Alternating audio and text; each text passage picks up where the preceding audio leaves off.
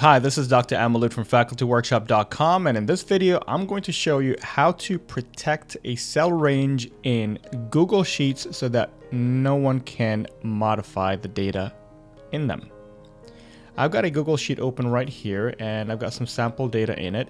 And let's say that I want to protect the data that is in these two columns, F and G. All I have to do is go ahead and select the area that I want to protect, right-click, scroll down until I get to the protect range option and select it.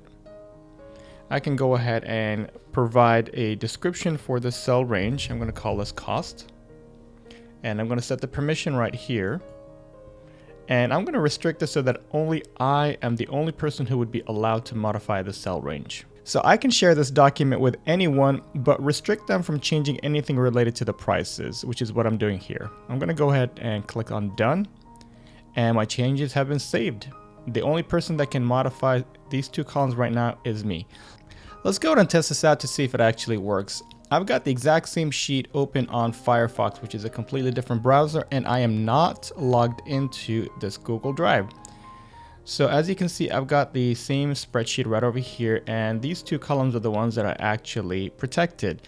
So if I were to try to modify any of the numbers over here, I'm going to get this warning. So this prevents me from modifying those two columns. If I attempt to change anything else, the form actually allows me to do that, but I can't change the prices. So this is how you can go ahead and protect a specific range within a spreadsheet in Google Sheets. I hope you found this video useful. If you did, please give it a thumbs up and subscribe to this channel to be notified as soon as we release another video. If there's something specific that you would like to learn, please post your request below this video in the comment section. Thank you for watching.